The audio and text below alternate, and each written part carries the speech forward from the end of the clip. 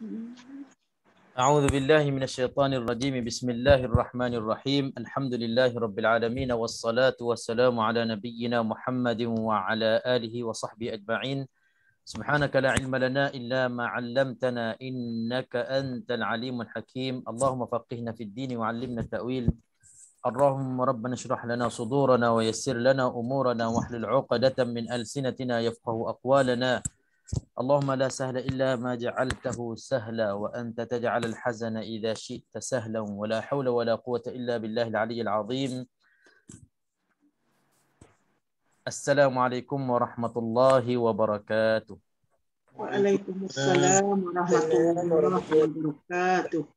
Alhamdulillah, syukur kita kepada Allah Subhanahu Wa Taala. Pada malam ini insya-Allah kita akan teruskan lagi kelas asas tajwid Al-Quran bersama untuk kita mudzakarah dan juga untuk kita tambahkan lagi ilmu pengetahuan kita, ulang kaji ilmu tajwid yang sering dah beberapa kali kita belajar. Alhamdulillah, sepanjang hidup kita antara kita belajar banyak kali, masya-Allah, minatnya dengan ilmu tajwid, minatnya dengan Al-Quran untuk nak memperbaiki, nak memperbetulkan bacaan Al-Quran, fasihkan sebutan makhraj huruf al-Arabi, huruf Al-Quran, tak lain tak bukanlah dengan ilmu tajwid.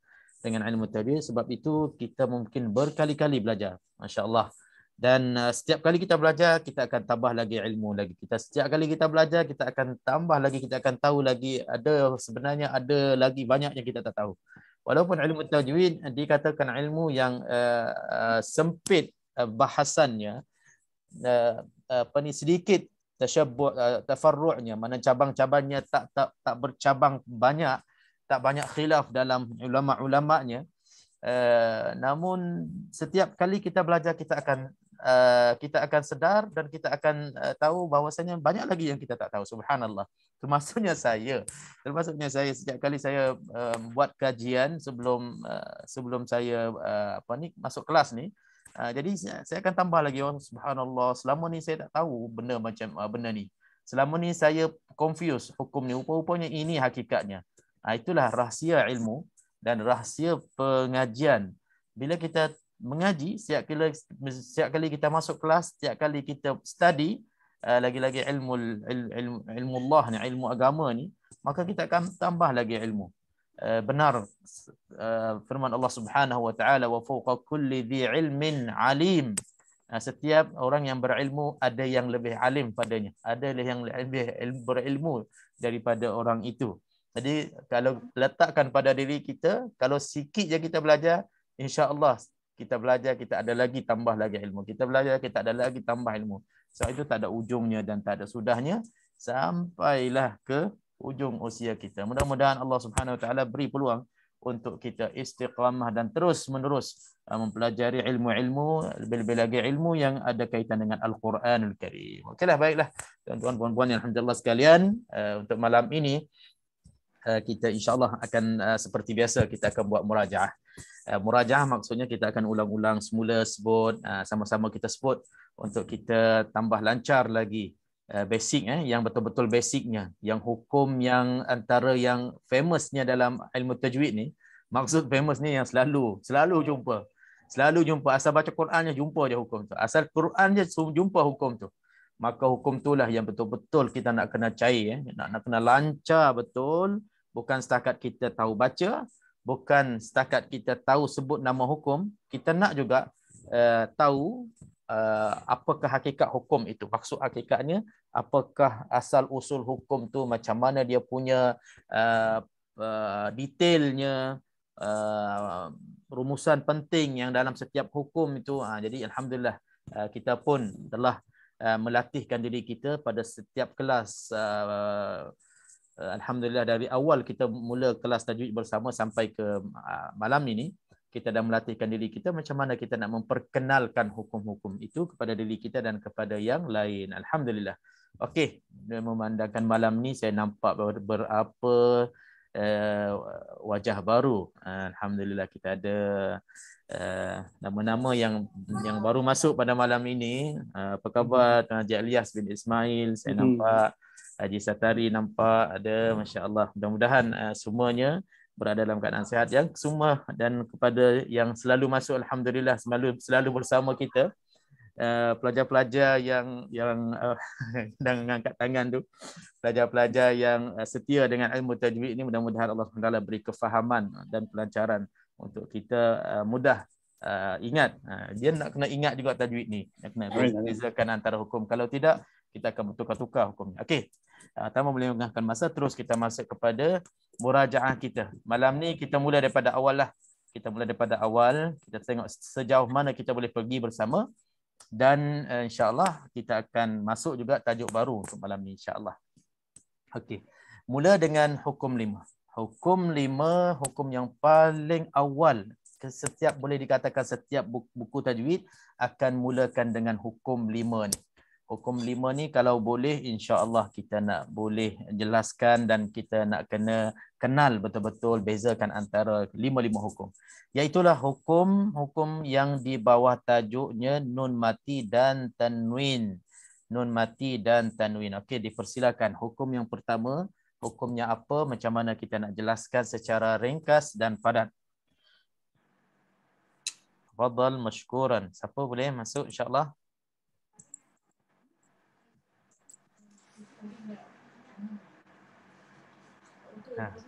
Selalunya hukum pertama ni paling mudahlah untuk kita jelaskan.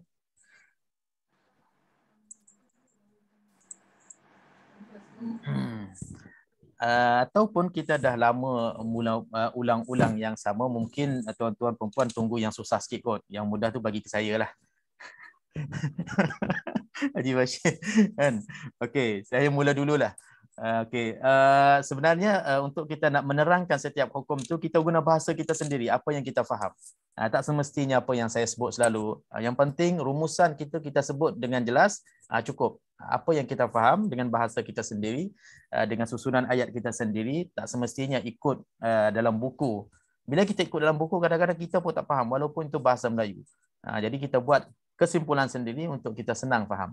Contohnya, hukum yang pertama dalam nun sakinah dan tanwin, al-izhar al-halqi. Izhar halqi ataupun izhar haqiqi. Izhar terang, nyata, haqiqi, izhar yang asal, halqi, izhar yang hurufnya keluar daripada halqum. Macam mana kita nak kena izhar halqi? Okey, nun mati ataupun tanwin berjumpa salah satu huruf-huruf izhar yang 6. Aghin kha'ahu. Aghin kha'ahu, salah satu huruf ini dalam Al-Quran, maka hukumnya izhar halqi. Hukumnya izhar halqi, bacanya tidak dengung. Terangkan nun, jelaskan nun ataupun tanwin. Nun mati itu ataupun tanwin. Contohnya, siratal ladzina an'amta. An'amta. Di sini nun mati bertemu dengan ain, maka hukumnya izhar halqi. Okey. Hukum yang kedua, idgham ma'al ghunnah. Idgham ma'al ghunnah, nun mati ataupun tanwin bertemu salah satu huruf-huruf idgham ma'al ghunnah yang 4, iaitulah ya, waw, mim, nun dalam 2 perkataan. Maka hukumnya idgham ma'al ghunnah. Idgham itu memasukkan ghunnah itu beserta dengung. Okey, cara bacaannya dengung 2 harakat. Man yaqulu, man yu'minu, min walid. Okey, jadi kita nampak kita dah masukkan nun mati ke dalam huruf idgham itu beserta dengung 2 harakat. Hukum yang ketiga, tuan-tuan, puan-puan, sebagai murajaah kita ringkas dan sepintas lalu, insya-Allah, iaitulah idgham bila ghunnah. Idgham bila ghunnah, nun mati ataupun tanwin bertemu dengan huruf-huruf idgham bila ghunnah, hanya ada 2, lam ataupun ra dalam Al-Quran. Maka hukum 2 dalam 2 perkataan, maka hukumnya idgham bila ghunnah, bacaannya idgham tanpa dengung. Kita masuk tapi tak ada dengung walaupun 1 harakat. Ini nak kena pastikan, jangan ada saki-baki dengung sedikit pun.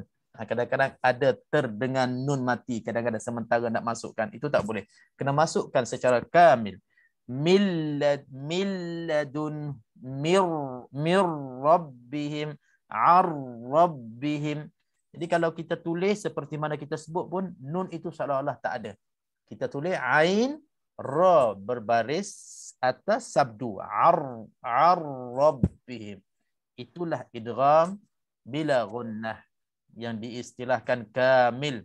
Sempurna kita masuk tanpa dengung sedikit pun. Tanpa kesan nun mati ataupun tanwin sedikit pun. Okay, itunya idgham bila gunnah kamil. Selesai. Hukum yang keempat iaitulah iqlab.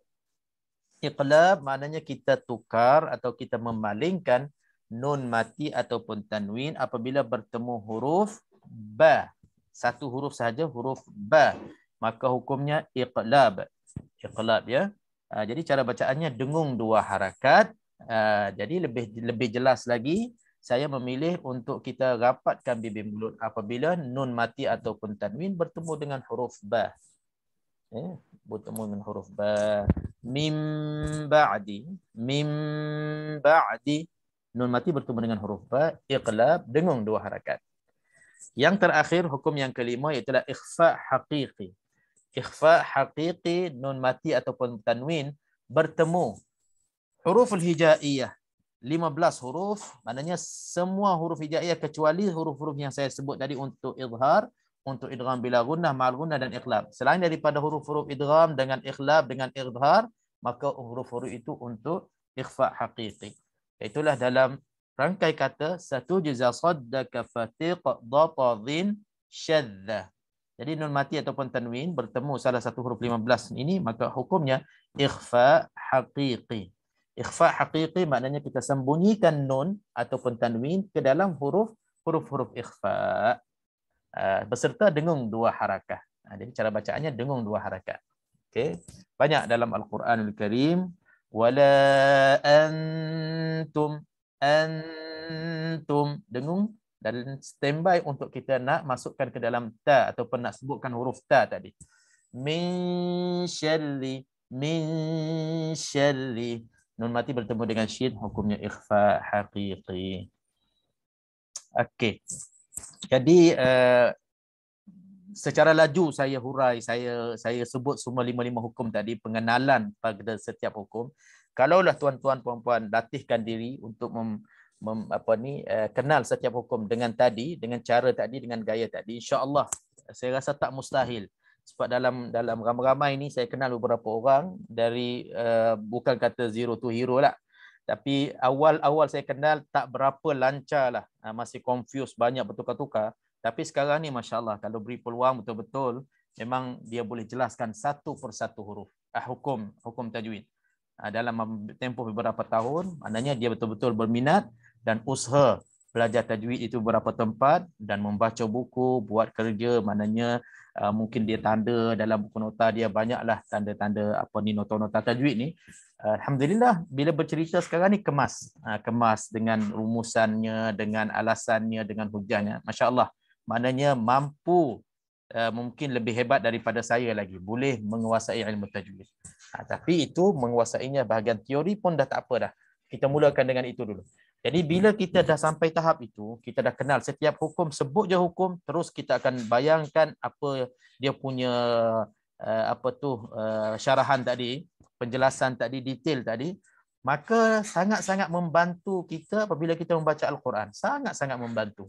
Dia tak akan jadi macam ini dengung ke tidak, ini panjang ke tidak, ini tebal ke tidak.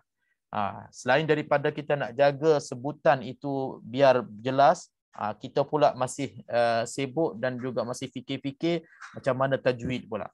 Bab tajwid satu hal. Lepas tu bab apa lagi? Bab sebutan, sifat dan makhraj satu hal lagi. Lepas tu bab waqaf ibtida lagi, nak berhenti di mana, tak nak berhenti di mana.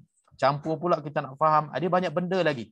Banyak benda lagi. Bila kita dah menguasai setiap bahagian tadi, kita dah boleh jelas, maka dia akan datang. Setiap kali kita baca, dia akan datang semua tu.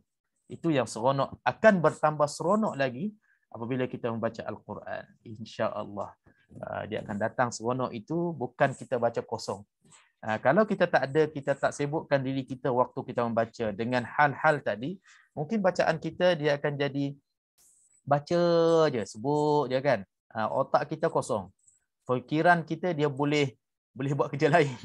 Maksudnya dia boleh sibuk dengan hal lain. Jadi rugilah. Sebenarnya kita nak ibadah membaca Al-Quran. Tiba-tibanya hati kita ataupun fikiran kita ke lain. Lagi-lagi kalau bacaan itu dalam solat, lagilah kacau kan. Lagilah tak sesuai dengan apa yang kita sedang lakukan ibadah, padahal hati kita kelak. Jadi macam mana kita nak ikatkan hati dengan apa yang kita sedang baca itu? Mungkin dengan kita memahami apa yang kita baca dan juga kita tahu hukum-hukum tajwid tadi. InsyaAllah banyak membantu kita untuk kita khusyuk dan tadabbur apa yang kita sedang baca Al-Quran, ayat suci Al-Quran, insyaAllah. Okey, seterusnya kita masuk dalam bab yang kedua, iaitu ahkamul mim sakinah.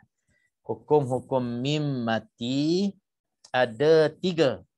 Okey, agaknya sekarang ni mungkin ramai dah bersedia. Okey, kita pilih hukum yang pertama. Hukumnya idgham mithlain saghir. Saya dah sebut dah, idgham mithlain saghir. Okey, boleh siapa bagi rumusan untuk hukum yang pertama, idgham mithlain saghir, dipersilakan.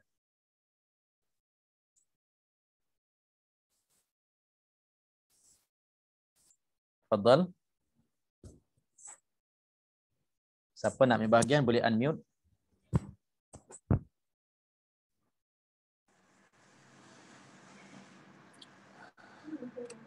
Ustaz, mim mati bertemu dengan huruf mim yang berbaris. Bacaannya dengan 2 harakat, seperti innaha alaihim muqsadah.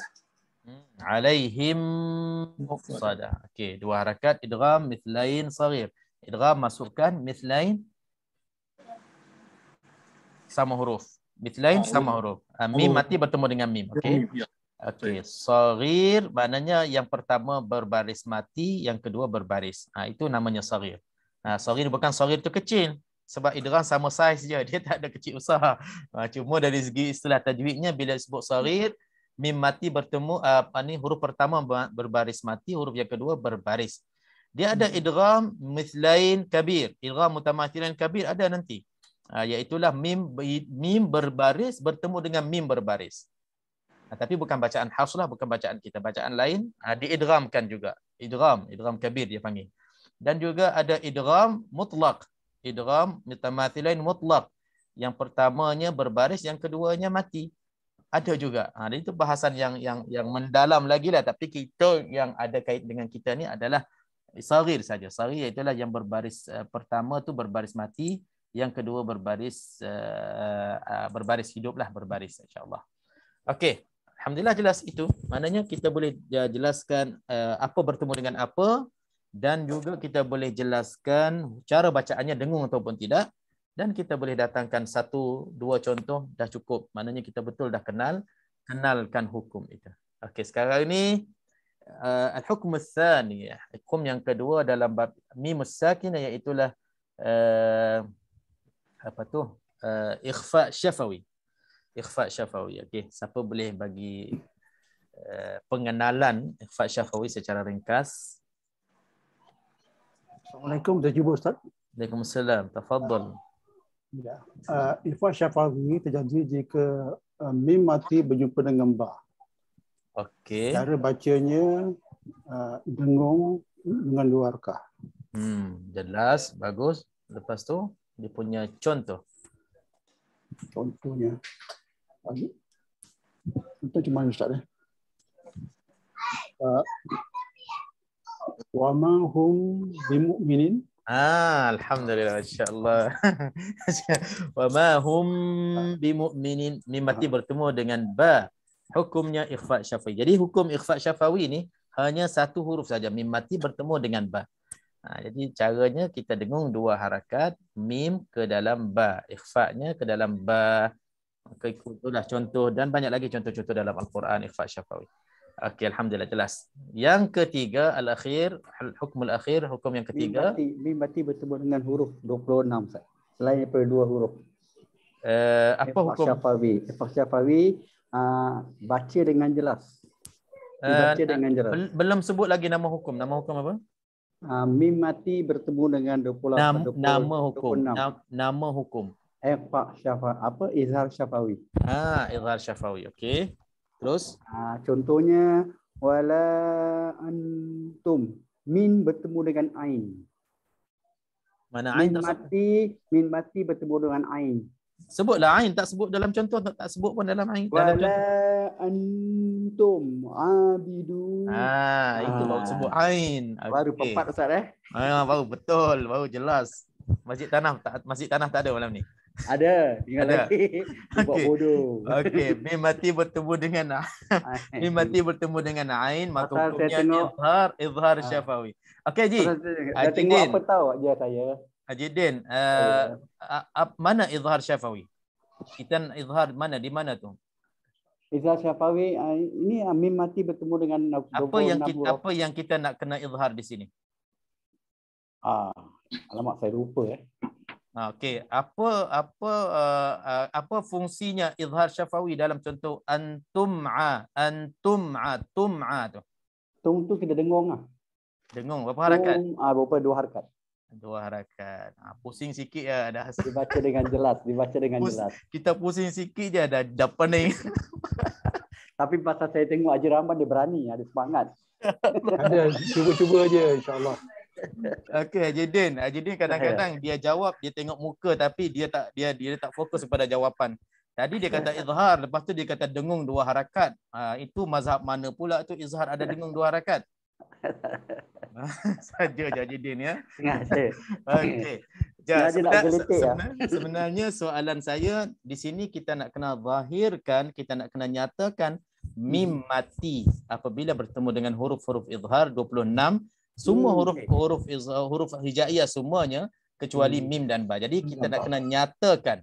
Kenapa nak kena tertekan kepada nyatakan di sini? Sebab kalau kita tak nyatakan, kalau kita tak izhar, kadang-kadang dia ada qalqalah. Okey. Itu bahaya.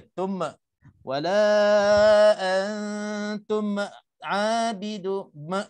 Dia keluarkan ma tu dah tak jadi izhar lah. Okey. Itu perkara yang kita nak kena jaga dalam bab izhar. Banyak juga orang melakukan qalqalah ini tanpa sedar, maka kurang izharnya, kurang nyata. Okey, alhamdulillah. Terima kasih Ustaz. Sama-sama, insya-Allah. Okey, terus kita masuk hukum yang berikutnya, iaitu tajuk besar yang diberi nama An-Nun wal Mim al-Musyaddadatain. An-Nun wal Mim al-Musyaddadatain. Okey, kepada al-mubtadi'un, kepada mubtadi'in yang baru-baru nak jinak-jinak nak kenal dengan hukum-hukum tajwid ataupun ilmu tajwid ini, okey, pegang teguh dengan nun dan mim al-musyaddadatain ini dulu, ataupun kenal betul-betul nun dan mim al-musyaddadatain, sebab dia paling mudah dan paling banyak juga dalam bacaan kita dan paling mudah untuk kita bunyikan tajwid. Sekurang-kurangnya katalah kalau betul-betul kita semua kita macam tak berapa nak jelas hukum tajwid, tapi jangan nun mim pun tak jelas. Begitulah mudah katanya. Nun mim kena jelas. Sebab apa? Sebab dia mudah dan dia senang nak dibaca, cara baca yang betul. Okey, jadi kesimpulannya nun dan mim musyaddadatain ini hukum yang kita selalu sebutnya iaitulah hukum wajib dengung, wajib gunnah, wajibul gunnah. Wajib kena dengung, wajib kena dengung. Okey. Jadi macam mana kita nak kenal wajib dengung ini? Senang je, paling senang dalam Al-Quran, mana-mana huruf nun, mana-mana huruf mim yang ada baris, yang ada sabdu. Mudah. Ini dah tak perlu kita nak bertukar-tukar ataupun kita nak confuse dengan hukum-hukum lain. Mana-mana nun dan mim di dalam Al-Quran yang adanya sabdu, maka kita tekan dengungnya 2 harakat. Tekankan dengungnya 2 harakat. Jangan kita tak dengung 2 harakat sebab hukumnya wajib dengung. Walaupun hukum ni mudah, kadang-kadang qori-qori pun kadang-kadang terlepas juga 2 harakat. Mungkin fokus kepada hukum-hukum lain sampai wajibul gunnah tak cukup 2 harakat. Jadi dalam masa yang sama dia mudah, dalam masa yang sama kadang-kadang susah juga nak jaga semua 2 harakat. Jadi tak apa, kita latihkan diri kita, kenal dulu dan kita biasakan. Asalkan nun mim yang ada sabdu ini dalam poket kita dah. Kita tak akan lupa dah, insya-Allah. Jumpa aja dengung 2 harakat. Jumpa aja dengung 2 harakat, insya-Allah. Okey, jadi contohnya tuan-tuan boleh sebut antara contohnya? Contoh dia banyak kat dalam ni. Dia cuba Ustaz. Silakan. Misalnya inna a'tayna. Okey, okey, bila kita dah bicarakan wajibul gunnah, waktu kita nak sebut contoh pun tekan juga 2 harakat untuk kita nak bayan, nak kena kita tabyin linnas, nak kena menyatakan kepada kita dengung, cara dengung, kaifiyatul gunnah tadi, dengung 2 harakat. Inna a'tayna. Saya sangat galakkan diri dan kepada semua, dengung itu biar kita lajak pun, bagi kita betul-betul terasa berdengung bacaan yang gunnah itu, supaya jangan kurang dari 2 harakat. Terlebih dimaafkan insya-Allah sementara kita nak mahir 2 harakat insya-Allah. Tapi kalau kurang, nampak jelas dengung kita itu tak cukup tajwid. Okey, contoh bagi mim yang ada sabdu. Summa. Amma amma. Banyak sangat. Dalam Al-Quran banyak sangat kita akan jumpa insya-Allah nun dan mim yang bersabdu, maka hukumnya wajibul gunnah. Okey, jadi yang nun mim ini insya-Allah paling mudah dan paling senang kita nak jumpa dan kita nak baca dengan 2 harakat insya-Allah. Okey, alhamdulillah. Hukum yang terakhir untuk malam ni insya-Allah mungkin kita masuk hukum qalqalah. Qalqalah juga antara hukum yang banyak dalam bacaan kita, dan masih banyak lagi belum kemas, masih ramai lagi antara kita, termasuknya saya lah, kalau leka sikit dia tak jadi kemas, sebab dia qalqalah dia ada beza sikit-sikit dia antara jenis-jenis qalqalah, bahagian-bahagian qalqalah ni. Jadi qalqalah, diri qalqalah pun kita nak betul-betul nak kena bagi bunyi qalqalah itu. Apa yang makna qalqalah? Qalqalah iaitulah lantunan ataupun baki sebutan, baki bunyi kepada huruf-huruf yang berbaris mati. Beberapa huruf sahaja yang berbaris mati, baki bunyi huruf mati tadi. Lantunan huruf mati tadi yang kita nak kena bunyikan, walaupun dia dah mati masih lagi kena bunyikan. Setengah-setengah huruf mati itu kita lupakan terus, tapi yang ini special sikit. 5 huruf qalqalah ini walaupun dah mati kita nak kena bunyikan lagi, nak kena sebutkan qalqalah itu, huruf-huruf qalqalah itu. Okey, jadi huruf-huruf qalqalah ada 5, ba, jim, da, qaf, ta. Baju dah kota ataupun qutubu jadin, qaf, ta, ba, jim, dal. Ingat, 5 huruf sahaja qalqalah, bukan 6, bukan 7. Dad tak termasuk, hamzah tak termasuk, ada huruf-huruf dha tak termasuk. Habis baca wa idh zayyana, banyak pula wa idh kan. Jadi hurufnya 5 sahaja. Qaf, ta, ba, jim, dal. Pastikan kelima-lima huruf ini mati, sukun dulu. Kena sukun barulah berlakunya qalqalah. Selagi mana tak sukun, dia tak adanya qalqalah. Dia bacaan macam biasa, sebut dengan baris yang sempurna, bagi atas, bawah, depan sama je. Tapi bila mati, kena qalqalah. Okey, jadi qalqalahnya terbagi kepada 3. Qalqalah sughra, wusta, kubra. Sughra iaitulah di tengah-tengah bacaan. Lam yalid walam, dal mati di sini. Dan qalqalah wusta iaitulah di hujung bacaan, huruf qalqalah itu mati tapi tak ada sabdu. Walam yulad. Kalau kita berhenti waqaf, dal itu huruf qalqalah mati, jadi tak ada sabdu pada dal tu, kita sebut macam biasa, dia tak ada bersangatan sangat ataupun tak ada tekan di situ. Tapi yang ketiga pula, qalqalah kubra, apabila kita berhenti atas perkataan hujungnya ada huruf qalqalah, kita matikan dan huruf itu ada sabdu, maka sebutannya lain sikit. Qalqalah lain sikit. Dia kena ada lambat sikit sebab adanya sabdu. Okey, jadi kalau kita nak sebutkan huruf-huruf yang ada sabdu, huruf-huruf yang syaddah ini berasalnya daripada 2 huruf yang sama. Huruf yang pertama itu baris mati, huruf yang kedua itu berbaris. Maka diidghamkan, dimasukkan ke dalam huruf yang kedua, jadi 1 huruf yang bersabdu. Itu huruf syaddah. Jadi contohnya yang hukum qalqalah kubra tadi, wa tab. Tabbat yada abi lahabin wa tab. Lambat sikit. Dia tak boleh saktah, dia tak boleh berhentikan bacaan. Dia lambat sikit baru bunyikan qalah. Wa tab bil haqq.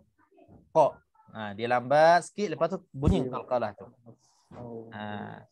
Ada bahasa bahagian pendapat mengatakan qalqalah ini kita ikut kedudukan hurufnya, baris huruf yang akhir. Watabba, ba tu berbaris baris atas, jadi qalqalah dia cenderung ke baris atas. Watabba. Kalau bil haqq, baris atas, bil haqqi, tu baris bawah. Jadi itu ada sependapat.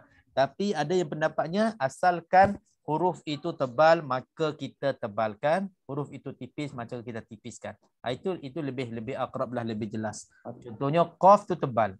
Bila huruf qaf tebal, qa tebal, jadi dia lebih kena qalqalah itu tebal.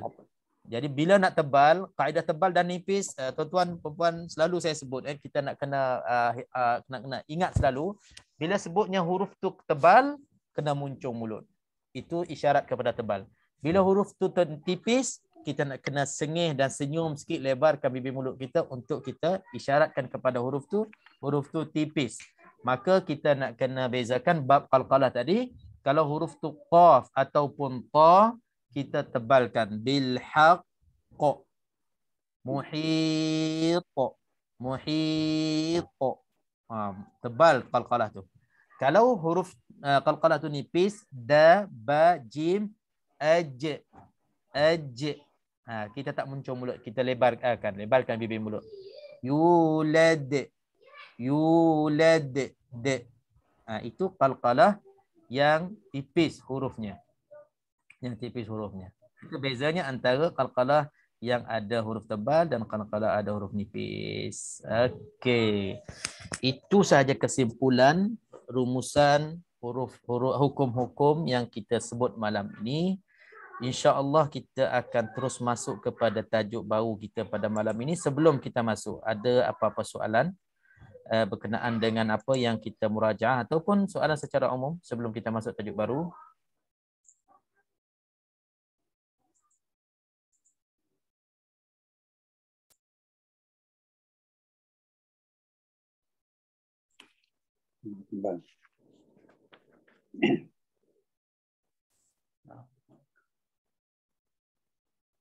Okey semua InsyaAllah. Okey, kita akan masuk ke tajuk baru kita. Minggu lepas alhamdulillah kita selesai dah. Kita dah mula masuk dalam satu tajuk, iaitulah bahagian-bahagian idgham. Bahagian-bahagian idgham selain daripada idgham yang selalu kita kenal. Kalau sebutnya idgham, iaitulah idgham sama ada idgham bila gunnah, idgham ma'al gunnah ataupun idgham syamsi. Kan alif lam syamsiyah dinamakan idgham syamsi juga. Okey, jadi dalam satu tajuk lagi berasingan, iaitulah bahagian-bahagian idgham ataupun jenis-jenis idgham yang selain kita kenal. Dan minggu lepas alhamdulillah kita dah selesai satu jenis idgham dinamakan idgham mutaqaribain. Kita dah selesai. Malam ni kita akan masuk idgham yang kedua. Insya-Allah. Ingat idgham mutaqaribain macam mana? Mutaqaribain iaitulah kedua-dua huruf berhampiran makhraj dan sifat. Ada yang berhampiran makhraj sahaja, ada berhampiran sifat sahaja. Mutaqaribain ini taqarub maknanya hampir. Boleh diistilahkan dia tak sama tempat keluar, tak sama makhraj, tak sama tempat keluar hurufnya, tetapi sifatnya hampir ataupun tempat keluarnya hampir, bukan satu tempat lah. Itu idgham mutaqaribain. Dan kita buat kesimpulan contohnya hanya lam berjumpa dengan ra dalam bacaan Hafs. Lam berjumpa dengan ra, wa qur rabbi, terus kita masuk lam, kita masuk ke dalam ra. Dan dalam sebahagian pendapat ulama tajwid mengatakan alam nakhluqukum nakhluqukum dalam surah Al-Mursalat pun termasuk dalam idgham mutaqaribain, walaupun ada mengatakan ini termasuk dalam terjanisain. Tak ada masalah. Kita ikut yang mana-mana pun insya-Allah tak menjadi masalah. Yang penting sebutan itu betul, bacaan itu betul, insya-Allah itu dah cukup. Dan dikecualikan bal rana dalam surah Al-Mutaffifin disebabkan ada saktah di sini, maka tak jadilah idgham mutaqaribain. Okey, untuk malam ni insya-Allah kita terus masuk idgham mutajanisain. Idgham mutajanisain. Macam mana? Idgham mutajanisain.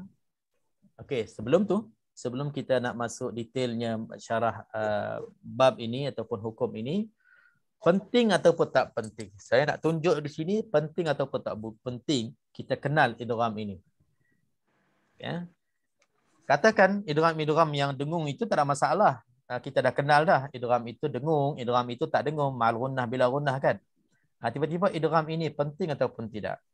Jadi min khilali, melalui apa yang kita pernah bersama dalam kelas tahsinul Quran, tadarus al-Quran, alhamdulillah sebahagian besar dalam kelas kita yang bersama kita pada malam ini, alhamdulillah, sama ada saya pernah join dengan grup tadarus baca sama-sama untuk kita khatam, ataupun kita pernah buat kelas, kita baca sama-sama, saya semak bacaan tuan-tuan, puan-puan, muslimin dan muslimat, qurra al-Quran insya-Allah, pernah.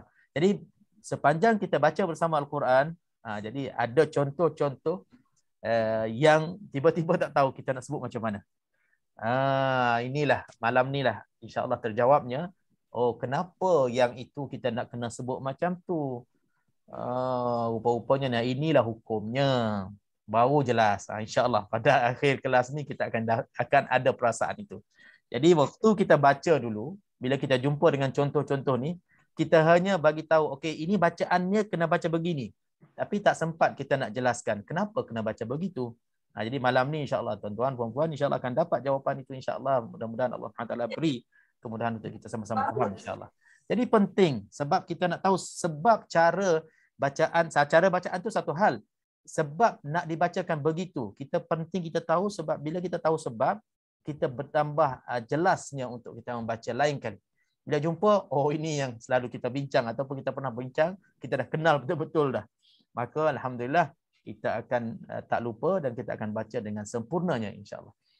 Idgham mutajanisain. Bila sebutnya idgham bermakna kita nak kena memasukkan sesuatu ke dalam sesuatu yang lain. Idgham memang namanya gitu dah. Idkhalus syai' fi syai', kena masuk sesuatu ke dalam sesuatu yang lain, dinamakan idgham. Jadi di sini untuk yang kita malam ni, idgham mutajanisain ni yang kita nak kenalnya, iaitulah pertemuan dua huruf yang bersamaan pada makhraj tetapi berlainan pada setengah sifat. Jadi ada yang tanya apa pula makhraj, apa pula sifat tu. Okey, makhraj ni tempat keluarnya huruf-huruf hijaiyah. Alif, ba, ta, a, ba, ta, tha, ja sampai ya, ada tempat keluarnya. Yang itu kita belum belajar lagi secara satu persatu. Jadi tempat keluarnya secara besarnya ada 5 tempat keluar. Lidah, bibir mulut, hidung, halqum dan juga jauf rongga mulut kita ni. Itulah tempat keluar yang kita keluarkan semua huruf hijaiyah itu. Jadi mana-mana huruf yang bertemu pada tempat keluar yang sama, itulah idgham mutajanisain. Walaupun kadang-kadang sifatnya ada tak sama. Sifat mana? Sifat apa pula? Sifat-sifat ni setiap huruf dia ada tebal nipisnya. Dia ada sifat tersendirinya. Contohnya sifat gegaran pada huruf ra. Sifat tersembunyi pada huruf shin. Ini antara huruf-huruf yang mempunyai sifat tersendiri. Dan ada huruf yang tebal nipis. Ba, kha, sad, apa lagi? Qa, itu huruf-huruf tebal. Lepas tu huruf nipis. A, ta, ba, ja. Itu tebal dan nipis. Itu maksudnya sifat. Jadi mana-mana huruf yang tempat keluarnya sama dan berlain, walaupun sifat itu ada lain sikit, itulah dinamakan idgham mutajanisain. Itu yang kita nak kenal idgham mutajanisain. Tapi tak apa, lupakan yang itu dulu sementara kita belum belajar lagi sifat dan makhraj. Sekarang ini kita hanya ingat huruf dulu, senang. Kita ambil huruf, kita main huruf dulu. Kita kenal huruf-huruf, kita ingat huruf-huruf dan kita kenal contoh-contoh, kita dah tak tukar dah dengan idgham-idgham lain. InsyaAllah kita buat kesimpulan macam tu. Kalau tuan-tuan nak faham dari segi makhraj tempat keluar, mungkin agak susah sikit sebab kita belum lagi belajar secara bersamalah dalam bab makhraj dan sifat. Okey. Okey. Idgham mutajanisain, insya-Allah saya akan cuba memudahkan untuk kita faham dengan saya mendatangkan contoh dan kita kenal huruf-hurufnya. Kalau kita perhatikan dalam bahagian contoh di sini, cuba kita tengok sama-sama. Dalam bahagian contoh, apa yang bertemu dengan apa di sini. Kalau kita tengok, da bertemu dengan ta bertemu dengan da, ta bertemu dengan ta bertemu dengan za bertemu dengan dha, ba bertemu dengan ma. Ini semuanya huruf-huruf yang akan berlaku dalam idgham mutajanisain. Huruf-huruf akan berlaku pada idgham mutajanisain. Sini saya boleh simpulkan 3 tempat keluar. Untuk huruf-huruf ini 3 tempat keluar. Okey, kalau tengok da, ta, ta, huruf da, huruf ta, huruf ta. 3 contoh yang pertama ni, qad tabayyana ujibat da'wa qalat ta'ifah, ni da, ta, ta. Dia sama-sama bertemu tu. Da, ta, ta dalam makhraj huruf, tempat keluarnya sama je. Sama tempat keluar. Satu tempat keluar. Iaitulah di tepi lisan, di tepi lidah, bersentuhnya dengan bersentuhnya dengan tanayal ulia, dengan gigi depan kita. Ta, da, ta. Cuba tuan-tuan sebut masing-masing. Ta, da, ta. Ta, da, ta. Tepi lidah bahagian depan kita terasa tempat yang sama disentuh. Ta, da, ta. Cuma ta yang nak kena muncul sikit sebab ta tu tebal. Kan? Sama tak? Ta, da, ta. Kalaulah gigi kita itu dia pergi sentuh bahagian tepi lidah depan kita, bahagian depan lidah kita ni pergi sentuh gigi depan atas kita, maka tempat keluarnya betul. Ta, da, ta. Ad, ta. Okey, hujung sekali tepi lidah depan bersentuhnya dengan gigi depan atas kita. Itu huruf tempat keluar yang sama. Jadi apabila ta bertemu dengan da, maknanya tajanus. Sama tempat keluar. Saya baru dengar video Pak Arab ni dia syarahkan mutajanisain. Dia istilahkan, dia kata mutajanisain ni dia macam, kalau nak mudah faham, dia kata macam kita adik-beradik yang dilahirkan oleh ibu bapa yang sama, si ibu sebapaknya, tempat keluarnya sama, ibu yang sama, tetapi perangai tak sama, sifat tak sama. Kan? Mutajanisain ni samalah. Adik-beradik kita kan mana ada sama sifatnya. Tempat keluar sama, walaupun ibu dan ayah yang sama, tetapi perangai masya-Allah masing-masing hebat. Dia tak sama sifatnya. Mutajanisain pun sama. Tengok da dengan ta hampir sama dah, mungkin ni kembar kot. Jadi ta tu perangai pelik sikit. Ta tu tebal. Ta ni sifatnya tebal sikit. Tapi sama juga. Asalkan tempat keluar yang sama, maka idgham mutajanisain. Okey. Jadi kesimpulannya, bab mutajanisain idgham ini, jadi apabila kita bertemu da dengan ta, ambil contoh yang pertama, maka kita idghamkan dal masuk terus kepada ta, dan dal itu dah tak wujud lagi. Qad tabayyana. La ikraha fid din. Qad tabayyana. Qad tabayyana. Dal qalqalah dah tak ada dah. Surah ke wusta ke apa dah tak ada di sini. Dia jadi idgham mutajanisain. Okey, jadi kenapa kita nak kena idgham? Okey, dalam Arab, bahasa Arab ini selalu dia mencari untuk nak mudah, nak senang. Dalam bahasa Arab lah. Dia selalu nak cari yang mudah, yang senang. Selagi mana dia boleh mudahkan, selagi mana dia boleh senangkan, itulah kaya bahasa Arab. Dia akan bantu kita, orang-orang ajam ni, orang yang bukan Arab ni, untuk senang kita nak sebut. Kalau tak idgham, cuba kita sebut tanpa idgham. Qad tabayyana. Jadi dia tempat yang sama, kita nak qalqalah lagi, kita nak kembali sebut huruf ta. Apa salahnya Arab ini dia ringkaskan, dia idgham masuk, jadi sebut tempat satu je. Qad tabayyana, habis cerita. Selagi mana dia boleh buat mudah, dia akan mudahkan. Ini lainnya bahasa Arab, kayanya bahasa Arab, dia punya kelebihannya bahasa Arab. Jadi dalam Al-Quran bila kita jumpa dal dengan ta, maka kita idghamkan. Tapi tuan-tuan, insya-Allah bab dal dengan ta ini antara contoh yang tak perlu kita risau, sebab selalunya kita akan berpandukan kepada tanda. Jadi di sini dal dia tak ada tanda baris mati, kita dah tak qalqalah dah. Lepas tu ta pula dia ada sabdu. Bila ada sabdu, kita akan terus masuklah ikut tanda yang ada. Qad tabayyana. Okey, jadi dari segi bacaan mungkin kita tak risau, cuma dari segi penjelasan tadi bila kita dah belajar ni, kita alhamdulillah tahu disebabkan da dengan ta ini tempat keluarnya yang sama, maka kita masukkan sebagai idgham mutajanisain. Jelas insya-Allah.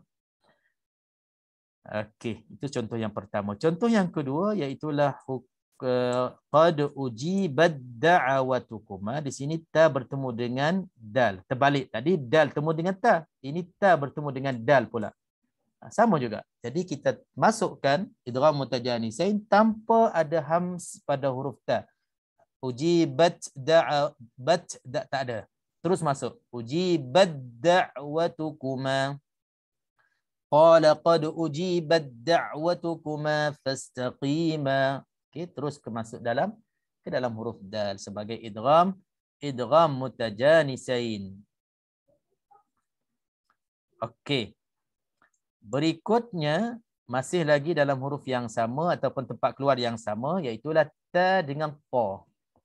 Ta dengan ta, perhatikan ta ini mati, ta nipis, ta tebal. Jadi kita masukkan juga. Tengok ada sabdu terus masuk. Jadi ta seolah-olah tak ada ta. Dan seolah-olah kalaulah kita nak tulis seperti mana kita sebut, dia akan jadi macam ni.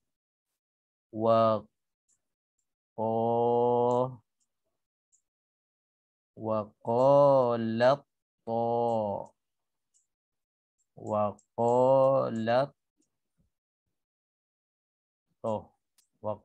ta'ifatun. Waqalat ta, sama aja. Saya tulis ni waqalat ta tanpa ta. Ta dah dimasukkan terus masuk habis ke dalam ta. Sama juga waqalat ta walaupun di sini ada tulisnya ta. Tapi kalau kita berhenti, kita bunyikan ta lah. Waqalat. Kalau kita berhenti. Macam sini. Qad. Kalau kita pisahkanlah. Dal itu ada. Kalau kita asingkan. Tapi kalau kita nak sambung, dia terus masuk. Habis ta. Habis da. Waqalat ta'ifah. Itu namanya idgham. Ustaz, saya nak tanya Ustaz. Ya. Idgham mutajanisain kita membincangkan pasal dua huruf sifat yang sama tapi makhraj sifat yang lain tapi makhrajnya sama Ustaz. Keluar daripada tempat yang samalah. Ya, makhraj sama. Ya. Jadi kalau kita nak baca ni macam ta dan fa, ta tu bila kita nak baca ta tu kita bypass Ustaz. Kita terus masuk macam lat fa. Itu Ustaz. Ya, betul. Begitu. Ya, betul. So tetap yang kedua tu yang pertama kita abaikanlah. Kita langsung masuk ke yang kedua. Ya, kita dah hilangkan dah. Kita dah masukkan ke dalam huruf yang kedua. Ini yang kita nak belajar sekarang. Ya, betul. Ini yang dimaksudkan idgham. Idgham maknanya kita memasukkan. Baik, masih Ustaz. Okey, alhamdulillah. Jadi okey, betul, insya-Allah saya baru teringat. Semalam 2 hari lepas ada kelas tahsin, dia kata bila ada nama idgham, mana dengungnya? Dia tanya saya. Idgham mutajanisain. Saya kebetulan saya terangkan, saya tegur dia baca idgham mutajanisain salah. Lepas tu dia kata mana dengungnya? Jadi kita tahu betul lah bila Haji Abdul Rahman tanya tadi, saya terfikir kepada apa yang terjadi itulah. Jadi jangan kita simpan dalam fahaman kita. Bila idgham je kita akan cari dengung ataupun tidak. Bukan semua idgham itu akan membincangkan dengung ataupun tidak. Bab dengung ataupun tidak dalam nun mati dan tanwin dan dalam mim mati sahaja. Itu kita dah bagi bahagian yang pertama akan membicarakan bab dengung ataupun tidak dengung. Jadi bahagian yang lain di sini pula dia tak ada dengung-mendengung dah. Di sini bahagian selain daripada ahkamul mim sakinah, nun sakinah yang kita selalu bincang tu, selain daripada tu dia tak ada kaitan dengan dengung dah. Walaupun namanya idgham, Tapi idgham di sini maknanya kita masukkan. Dia tak kena mengena dengan dengung, kecuali kalaulah dalam idgham nanti adanya huruf-huruf yang dengung, maka kita idgham lah. Macam adalah dengung kan. Tapi dalam bahagian ini dia tak ada kena mengena dengan dengung sebab hurufnya semua bukan nun mati, bukannya mim mati. Yang nun itu keluarnya daripada dengung, daripada khayshum, maka itulah yang adanya dengung. Jadi huruf-huruf ini ada tak ada dengan dengung ni, insya-Allah kita nak masukkan semua. Insya-Allah. Okey. Saya tanya Ustaz. Ya saya. Okey. Saya tengok dia punya contoh tu Ustaz, semua contoh tu. Dia punya huruf yang kedua tu mesti sabdu Ustaz. Ya, betul. Betul. Dalam Al-Quran mesti sabdu. Dia dah memudahkan kita untuk kita dengung. Jadi dari segi itu saya tak risau. Maksudnya insya-Allah kebanyakan kalau kita baca berpandukan kepada tanda baris-baris itu, insya-Allah kita baca betul. Dalam bahagian inilah. Tapi ada bahagian yang tak ada baris nanti. Kemudian nanti ada lagi bawah. InsyaAllah. Jadi kita faham yang ni dulu. Bila ada sabdu, kita masukkanlah. Baca ikut tanda ni. Cuma Alhamdulillah bila kita belajar, kita dah tahu kenapa dimasukkan. Sebab huruf ini sama tempat keluar. Tetapi ada lain pada segi sifat. Bukan semua sifat lain. Ada bahagian-bahagian sifat yang sama. Ada bahagian-bahagian sifat yang lain. Itulah idgham mutajanisin. Okey, kita tengok. 3 contoh yang pertama ni adalah tempat keluarnya yang sama. Tempat keluar yang sama. Okey, kalau kita pergi kepada contoh yang keempat, dia pergi kepada tempat keluar yang lain pula. Tha dengan dha, tha dengan dha, dha dengan dha. Tha dengan dha dengan dha. Okey, huruf-huruf ni selalu saya sebut apa ni? Dalam kelas-kelas tajwid dan tahsin kita sebut apa ni? Huruf-huruf apa? Hijaiyah. Okey, betul hijaiyah, tapi huruf ada kaitan dengan apa? Ta, da, dha. Ibok. Tidak keluar sikit. Terima kasih Haji Azman. Saya rasa saya mula-mula kenal ahli tadarus Darul Ghufran. Saya terus tekankan lidah, keluarkan lidah. Apa tadi Ustaz? Huruf kena keluar lidah. Oh. Huruf yang kena keluar lidah, kalau tak keluar lidah dia akan bertukar dengan huruf lain. Ini kena ingat betul-betul. Lagi-lagi contohnya dalam surah Al-Fatihah ada siratal ladzina. Kalau tak keluar lidah dha ni, dia akan jadi huruf zai, lazina. Ini penting. Kalau tengok di sini huruf dia panggil huruf lithawiyah, huruf yang nak kena nampakkan lidah kita. Kedudukan lidah kita antara gigi atas di bawah kita, tanayal ulya was sufla, bahagian depan, maka itulah huruf-huruf yang tempat keluarnya. Maknanya dia lain sikit daripada data-ta tadi. Data-ta lain. Data-ta itu hampir makhraj dengan yang ta-dha-dha ni, tapi dia dalam sikit. Dha, ta, dha, 3 huruf ni betul-betul lidah kita nak kena nampak keluar dari gigi kita. Barulah tempat keluar ini betul-betul sempurna dan dia tak bertukar dengan huruf lain. Tuan-tuan kena ingat dan juga kena betul-betul bezakan 3 huruf ni sama ada apa berbaris ataupun tidak, maka keluarlah lidah untuk sebutan yang sempurna. Fa, dha, dha. Hatta kalau baris mati sekalipun kena keluar lidah. Tha, dha, dha. Sebab kalau sa ini tak keluar lidah, dia akan bertukar dengan huruf sa, sin. Sin. Kalau za ini tak keluar lidah, dia akan bertukar huruf dengan zai. Contoh cuba kita sebut. Ta, sa. Okey. Atas ni jangan kita keluar lidah. Sebut. Sa. Yang bawah ni jangan kita keluar lidah. Sin. Sa. Sa. Sa bagi atas kan? Atas kalau kita tak keluar lidah, sa. Bawah kalau tak keluar lidah, sa. Jadi apa bezanya? Lain-lain huruf kan? Lagi-lagi kalau lain dalam perkataan yang berlainan, dah tentunya bila tak keluar lidah, bila bertukar pada huruf sa, dia akan jadi makna yang lain. Contoh paling mudah sekali yang paling banyak sekali berulangnya ayat thumma.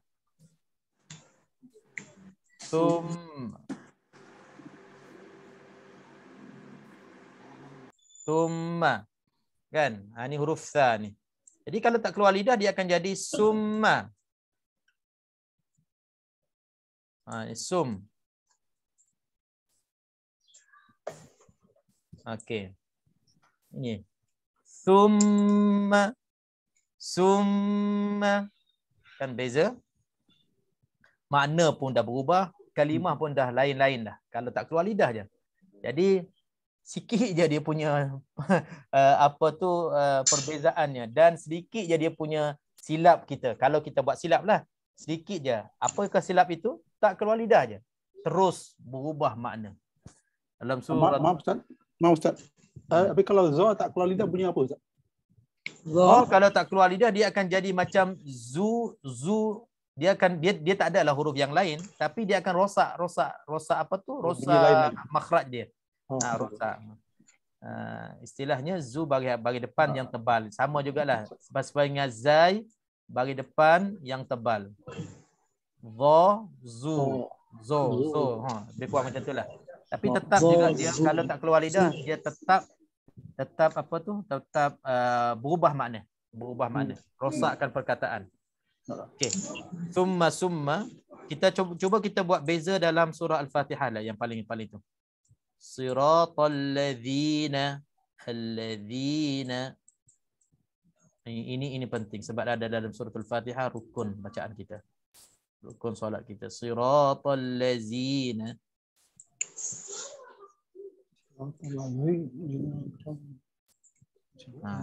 Tak apa kita habis masa di sini sikit tak apa sebab ini penting. Okey, siratal ladzina alladzina. Okey, kalau kita baca tanpa kita keluar lidah. Cuba baca atas tanpa keluar lidah. Siratal ladzina. Siratal ladzina yang bawah kan? Jadi sama je. Sama tadi tak ada beza dengan bawah. Padahal lain-lain huruf tu. Lain-lain huruf bila za dijadikan zai, zal yang keluar lidah ini dijadikan zai, dah berubah makna. Allazina, orang yang, allazina, dia tak ada makna lah. Dalam kamus, kalau kita buka kamus Arabnya, allazina dia tak ada. Kecuali kalau bahasa percakapan awam ni, macam orang Mesir baca, dia bercakap lazina, bolehlah tak keluar lidah. Tapi Al-Quran tetap kena bezakan antara dua huruf yang berlainan makhraj ini ataupun berlainan tempat keluar. Zina keluar lidah, zai ni dia tak ada kena-mengena dengan keluar lidah. Sama dengan sin, tha sama juga Okey, jadi ini penting sangat-sangat dalam Al-Quran bila kita jumpa tiga huruf tadi, tha ingat betul-betul insya-Allah tha tidak tiga huruf, tiga titik ni dha dengan dha. Pastikan lidah kita terkeluar sikit untuk bezakan antara huruf-huruf lain. Tak kira barisnya apa. Baris atas, bawah, depan dan baris mati sekalipun. Jadi soalan cepu emasnya tanya masing-masing dalam bacaan kita sebelum ini ada tak yang kita fokuskan huruf-huruf ini untuk kita keluar lidah. Jadi masing-masing boleh jawab. Kalau kata ada, alhamdulillah bacaan kita selama ni baik betul. Alhamdulillah. Inilah tempat keluarnya yang betul. Tapi kalau ada masih ragu-ragu, maka ambillah perhatian malam ini. Setiap kali baca, bertemu kita dengan tiga huruf ini, pastikan lidah kita ke depan dan tak keluar banyak. Jangan tak sampai terjelir-jelir lidah, tidak. Lidah kita tu maknanya kalau kita baca depan cermin, nampaklah kemerahan lidah tu. Jangan nampak keputihan gigi. Jadi nampakkan kemerahan lidah itu dah makhraj yang betul. Sebab bezanya dengan huruf yang tak keluar lidah memang dah tak nampak langsung lidah. Banyak berlaku. Ustaz nak tanya boleh? Ya. Kalau sa tu yang kita kena keluarkan lidah tu, kalau macam kena panjangkan macam mana tu Ustaz? Macam 4 harakat gitu. Panjang. Kalau lidah tu nak terkeluarkan ke atau stay je? Ajar saja je. Bukan semakin lama semakin terjelir lidah, bukan. Bukan semakin banyak harakat semakin panjang lidah, tidak. Maknanya lidah tu tetap tempat yang sama, cuma panjangkanlah. Tapi contoh apa ada Zalimin. Zalimin. Tapi untuk 6 harakat ada ke? Okey, kita cari.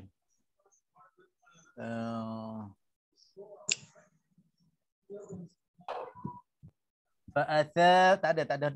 Saya tak jumpa lagi lah. Fa'athabahum. Pokoknya maknanya kesimpulannya dia tak adalah, lidahnya tetap dia tempat yang sama je walaupun kita panjang. Contohlah kita buat kantakan kalau ada yang panjang kan. Lidah kita dah tak, dia keluar mula-mula tu je. Sebab yang panjang tu Tuan Hajar bukannya yang panjang, minta maaf. Yang panjang tu adalah huruf mad. Okey Ustaz, maknanya kita baca sa gitu. Tak yang payah keluarkan lidah lah. Dia keluar. Mula-mula keluar je. Lepas tu yang nak panjang sampaikan 6 harakat itu adalah tak payah keluar. Adalah makhraj. Kadang-kadang kita baca confuse lah Ustaz. Kadang-kadang nak keluar ke tak keluar. Confusing. Macam ni Hajar. Saya nak terangkan di sini. Bila kita belajar makharijul huruf, insya-Allah makhraj al-jawf. Makhraj rongga mulut ini adalah makhraj untuk huruf-huruf mad. Alif, waw, ya, maddiyah. Yang 2 harakat ke, 5 harakat ke, 4 harakat ke, 6 harakat. Jadi mana-mana huruf yang sebelum huruf mad itu, dia keluar waktu itu je. Selepas itu dia akan bagi kepada huruf mad yang panjang. Yang panjang itu adalah jarayanun nafs, berlarinya hawa, berlarinya nafas kita di dalam rongga mulut. Ada kan? Itu yang panjang 4 harakat 6 harakat. Sahur kan boleh makan. Dia tak kena mengena dengan huruf yang keluar lidah tadi. Jelas insya-Allah. Okey Ustaz, terima kasih. Okey, alhamdulillah. Okey, jadi alhamdulillah mudah-mudahan malam ni kalau idgham mutajanisain masih tak clear ataupun masih tak jelas, yang penting 3 huruf ni alhamdulillah, kalau tuan-tuan puan-puan dah dapat 3 huruf ni jelas, maksudnya fahamnya betul-betul, tadabbo. Ini 3 huruf ni bila jumpa dalam bacaan kita Al-Quranul Karim, keluarkan lidah sedikit untuk jelaskan tempat keluar supaya tak bertukar dengan huruf yang ta ini. Jangan dia jadi sin dan jangan di sa. Yang za keluar lidah ni jangan dia jadi za. Itu beza dia. Jadi kalau tak keluar lidah dia akan jadi sa, confirm dia jadi za. Yang za ni kalau tak keluar lidah confirm dia akan jadi za. Itu saja. Alhamdulillah. Okey, kita sambung. Ustaz, maaf Ustaz. Kalau yang za tu nak moncong kan Ustaz? Za ya betul. Kena muncung sebab za tu dia huruf tebal. Mana-mana huruf tebal memang dia cenderung kepada muncung sebab itulah sifat tebalnya, sifat isti'la. Za. Okey. Okey, contoh kita dalam suratul A'raf, yalhad dzalika. Za masuk ke dalam za. Yalhad dzalika, jadi idgham di sini idgham mutajanisain. Okey.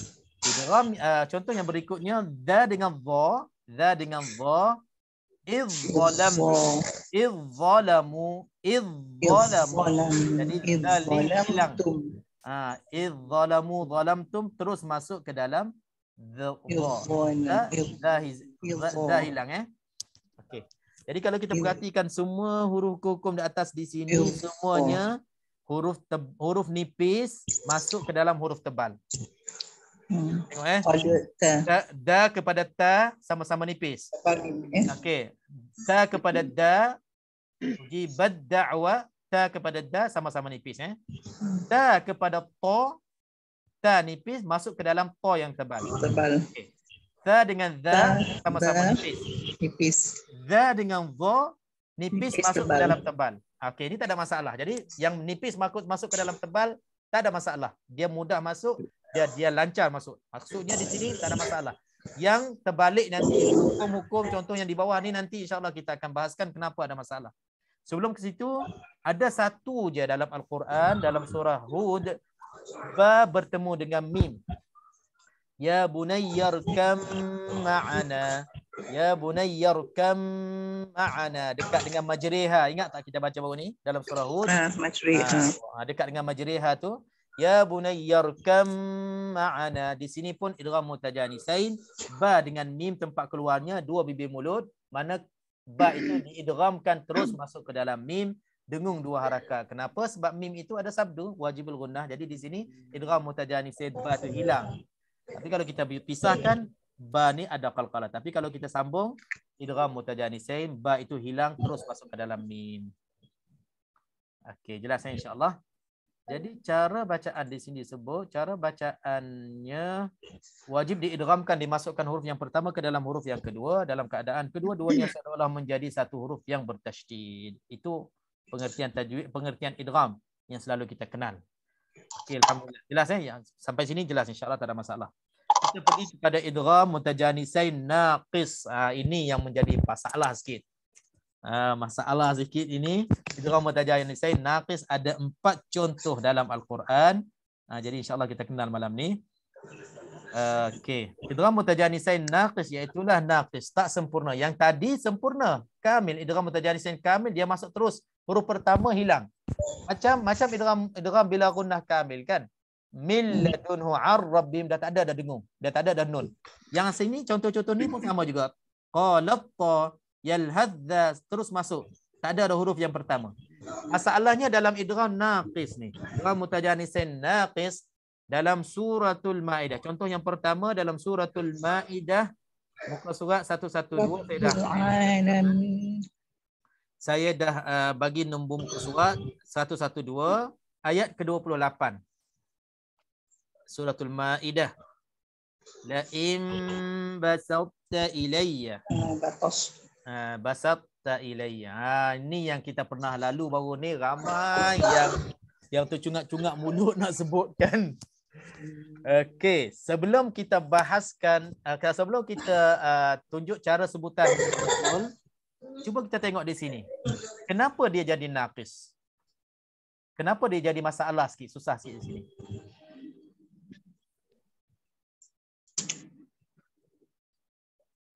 Ustaz, mungkin sebab huruf tebal bertemu dengan huruf. Saya sengaja ulang-ulang tadi kan.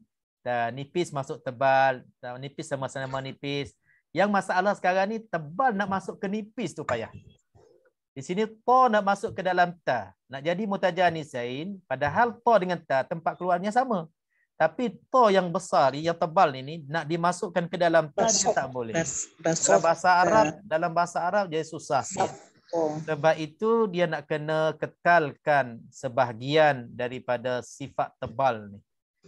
Sifat tebal maknanya sifat yang gagah, dia nak kena kekalkan sifat itu sedikit walaupun kita dah idgham. Walaupun contoh-contoh ini termasuk dalam bahagian idgham, tapi masih lagi kena kekalkan sifat yang tebal, yang kuat. Huruf yang gagah ni, huruf yang gede ni, dia tak hilang macam tu. Dia masih ada lagi kesan dia. Okey, jadi masalah lah. Kita nak kena jaga di sini. Macam mana kita nak kekalkan sifat sedangkan dia dah idgham. Jadi kalau kita tengok dalam Al-Quran, di sini dia tak ada sabdu. Kan? La im basauta, kita nak masuk terus pun ni tak ada sabdu. Jadi bila jumpa tanpa dibimbing oleh orang yang lebih arif dalam hukum ini, mungkin qari dan qari'ah itu dia akan baca sama ada dia qalqalah ataupun dia akan idgham terus masuk. Jadi nak sebut yang betul tu payah sikit. Nak kena kepada orang tunjuk cara sebutan. Okey, jadi saya serahkan. Siapa ada cara sebutan untuk contoh yang pertama? Saya cuba, Ustaz. Okey, silakan. Saya baca yang perkataan tu je lah, Ustaz. Ya. Basapo. Basop. Kejap. Satu-satu. Okey, saya mute dulu. Okey, kita sebut seorang-seorang dulu sebab ini penting. Sebab minta maaf Haji Rahmat, ini antara gharibul Quran ataupun jarang-jarang kita jumpa, bukan selalu kita jumpa. Kalau tak dijelaskan betul-betul, nanti kalau kita baca sendiri, kita akan mungkin tak sempurna bacaan kita. Lagi-lagi mungkin Ramadan insya-Allah tak lama lagi mungkin kita ada khatam sendiri, baca sendiri kan. Ini antara ayat yang perlu kita tanda, cara bacaannya kita kena tahu betul-betul supaya kita tak silap sebutnya. Okey, silakan Haji Rahmat. Basatta. Okey, sekali lagi. Basatta. Okey, apa Haji Rahmat buat apa? Tonya saya tebalkan tapi tak ada kalkala. Lepas tu sebut ta tu tipis lah. Okey, mana bahagian tebalkan to tu? Kita tak nampak, kita tak dengar. Okey. Basat. Basat. Basat.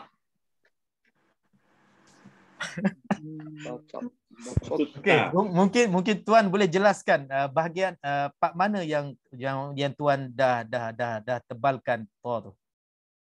Waktu saya sebelum sampai huruf ta tu, Ustaz. Okey. Untuk nak nampakkan to tu tebal, macam mana tuan buat? Mula kena moncong sikit, Ustaz. Itu maksudnya. Dalam penjelasan perlu sebut yang itu, barulah okey, ada chat tulis moncongkan mulut. Okey. Barulah kita boleh buktikan kepada orang yang nak tengok bahawasanya to itu kekal sifat tebalnya. Jadi di sini untuk contoh ni khususnya ini yang antara yang susah. Yang lain mungkin senang sikitlah, tapi ini yang antara yang susah. Sebab apa? Sin itu kita nak kena nipiskan. Kita nak jaga sin tu nipis, baru kita pergi muncung mulut to tu tebal, lepas tu kita patah balik nipiskan ta. Ini masalah sikit. Itu susah, Ustaz. Jadi kalau kita tak jaga, to ni kadang-kadang dia pengaruhkan sin jadi sin, betul. Jadi laim basot ta. Ataupun ta itu dia akan terikut to tu jadi tebal ke basat ta. Okey. Jadi kita nak kena buat banyak benda di sini. Yang pertamanya, sin itu pastikan jaga sifat nipisnya, basa. Lepas pada sin tu nipis, muncung mulut sekejap je. Muncung mulut isyarat kepada to tu tebal, dan terus kita kembali kepada ta yang nipis. Okey, kalau tengok saya baca sebut la im basawta ilayya, la im basawta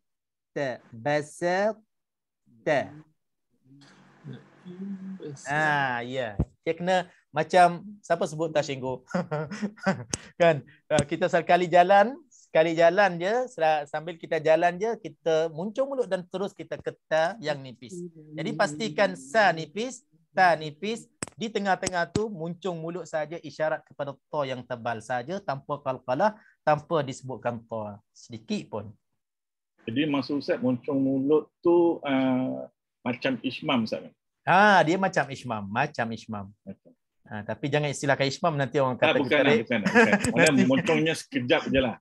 Dia lagi sekejap. Tahu ismam tu dia macam ada masa sikit. La im basawta ilayya. Jadi kalau dia dengar mungkin tak nampak sangat. Dia kalau dengar tu mungkin tak jelas, tapi isyarat muncung mulut tu itu yang buktinya kita dah tebalkan to ataupun kita dah kekalkan sifat tebal to itu. Dalam idgham mutajanisain naqis. Apa persamaannya antara idgham ma'al ghunnah naqis dengan idgham mutajanisain naqis? Ada apa persamaan kedua tu? Kita belajar kan idgham ma'al ghunnah naqis kan? Apa persamaan?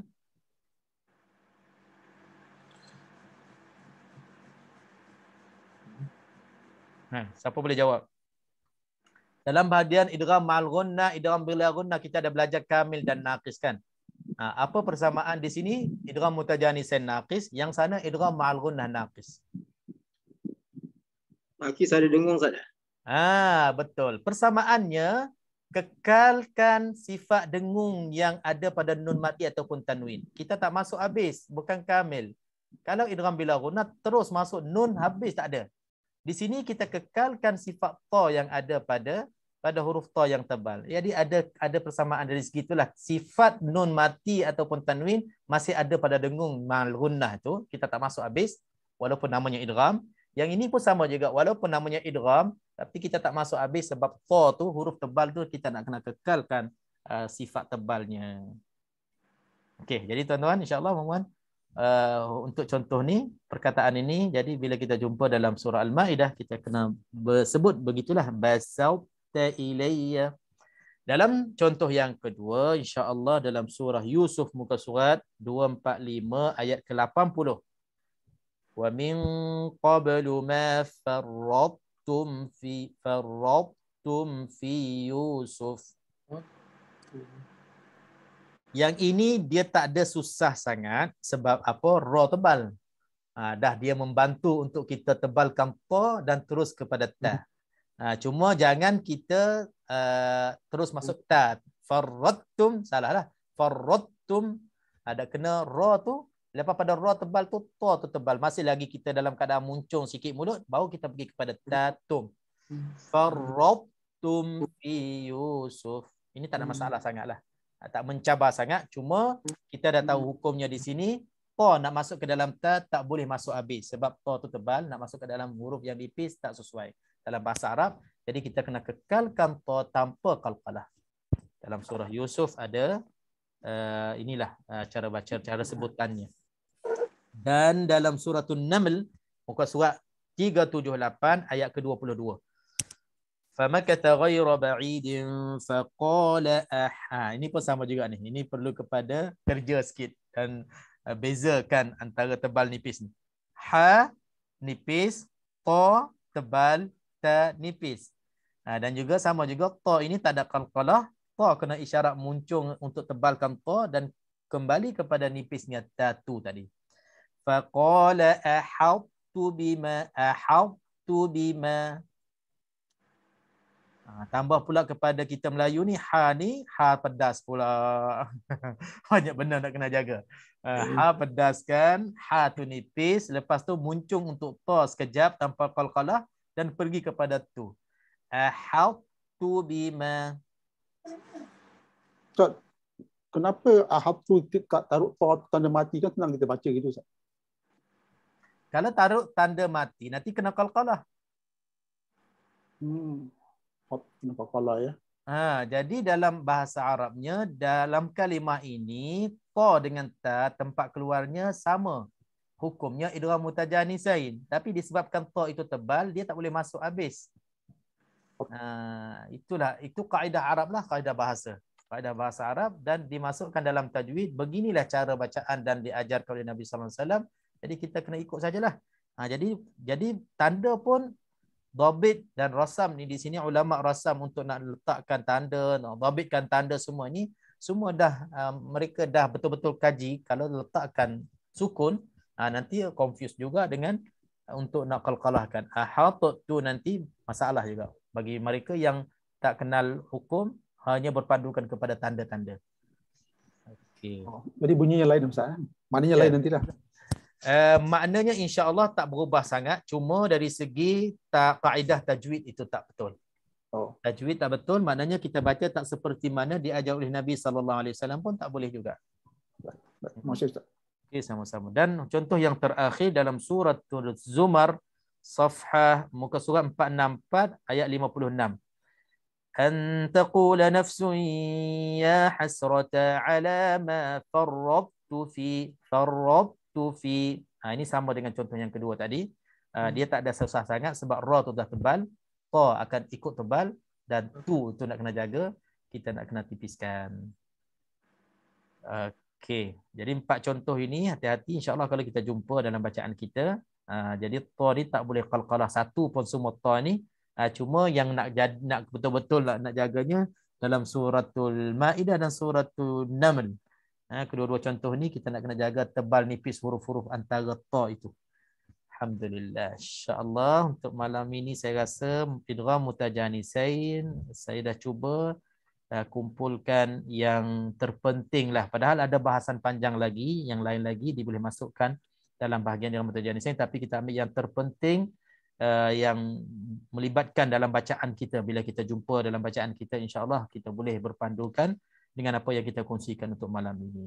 Di kesimpulannya untuk idgham mutajanisain, kita nak kena masukkan huruf pertama ke dalam huruf kedua. Itu pun tengok kepada keadaan. Ada yang masuk habis, idgham kamil mutajanisain kamil. Ada yang masuk kena jagakan huruf yang tebal itu sebagai kekalkan sifat asal tebalnya itu tanpa disebutkan huruf tebal itu. Alhamdulillah. Sebelum kita rehat, ada apa-apa soalan? Ustaz, saya nak tanya Ustaz. Silakan. Pertanyaan Ustaz. Tadi Ustaz beritahu kalau tentang resam Usmani tu, kalau ta tu tak ada huruf sukun, maknanya kita jangan qalqalahkan lah maksudnya. Okey. Jadi kalau misalnya ada tempat-tempat, tapi bukan huruf ta lah Ustaz, Kalau macam huruf nun atau mim tak ada sukun, maknanya dengung, Ustaz. Tengok kepada hukum tu. Nun kalau mati kan Kalau dia tak ada tanda, kalau tak ada tanda sukun tu, maknanya dengung, Ustaz. Mana ikhfa lah macam minkum. Okey. Maknanya di situ tengok kepada hukum kan. Nun mati bertemu dengan huruf-huruf yang ada dengung, maka dia tak beri tanda sukun. Tak diberi tanda sukun sebab apa? Sebab di selepas tu kalau yang idgham tu dah dimasukkan sabdu untuk kita masukkan, yang ikhfa tu maknanya kita sembunyikan nun mati ataupun tanwin. Tanwin tak ada masalah dah, ataupun mim pun sama juga. Terima kasih, Ustaz. Nah, itu sebagai tambahan kepada Haji Rahmat tu, maknanya dia kiaskan ta yang tak ada sabdu ni, kita nak kena kekalkan ta walaupun hurufnya qalqalah tapi tak boleh qalqalah. Nun mati dan mim mati pun sama juga sekiranya kalau adanya dengung maka tak diberi tanda. Sebenarnya bab tanda insya-Allah kita ada satu bab akhir selepas ni, kita akan masuk segala tanda-tanda yang ada rasam Uthman. Tapi Haji Rahmat dah pergi depan ini banyak lagi kita belum kita masuk ni. Tapi alhamdulillah itulah sebagai petanda ataupun petunjuk untuk mudah kita baca berpandukan kepada tanda-tanda. Okey, alhamdulillah. Ustaz nak tanya, macam nakis dengan kamil ni macam mana kita nak tahu, Ustaz? Saya selalu confused. Untuk hukum apa? Hukum ni lah yang Ustaz baru ajar. Untuk hukum ni senang je. Yang nakisnya huruf tebal bertemu dengan huruf nipis. Jadi nakis tebal dengan tipis. Kalau tipis dengan tebal is kamil. Kamil, ya betul. Lepas tu petanda yang lebih jelasnya, yang mana ada sabdu itu kamil. Kamil. Yang tak ada sabdu itu nakis. Okey, terima kasih, Ustaz. Sama-sama. Okey. Alhamdulillah, insya-Allah selesai. Kalau tak ada apa-apa, insya-Allah saya sendiri rasa macam susah nak faham semua bagi mereka yang awal-awal nak kenal tajwid. Dengar dulu. Ada yang faham, ada yang tak faham. Padahal kita cakap bahasa Melayu semua. Kan? Campur sifat, makhraj lah, apa semua dah istilah-istilah yang jangan-jangan dengar. Jadi tak boleh faham juga. Tapi tak apa. Biasakan mendengar. Biasakan dulu mendengar. Mudah-mudahan dengan sabar kita, ihtisab kita, maknanya kita mengharapkan Allah bagi ilmu kepada kita. Manalah tahu kan, Allah buka mata hati kita, terangkan mata hati kita untuk kita senang faham, cepat hafal. Satu hari nanti semua yang kita tak hafal, yang tak faham ni, insya-Allah kita boleh faham semuanya.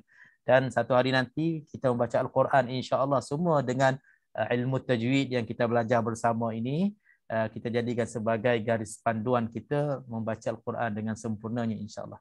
Jadi untuk malam ni, sekiranya ada kekurangan, kelemahan saya, itulah sifat sebagai seorang manusia yang kita perlu diperbaiki dari semasa ke semasa, insya-Allah, dari setiap masa lah sebenarnya. Dan juga sekiranya ada ilmu walaupun sedikit, itulah buan untuk kita. Jangan lupa tadadha, saya selalu pesan tadadha tu, keluarkan lidah, tak kira barisnya di mana, itu paling penting, insya-Allah.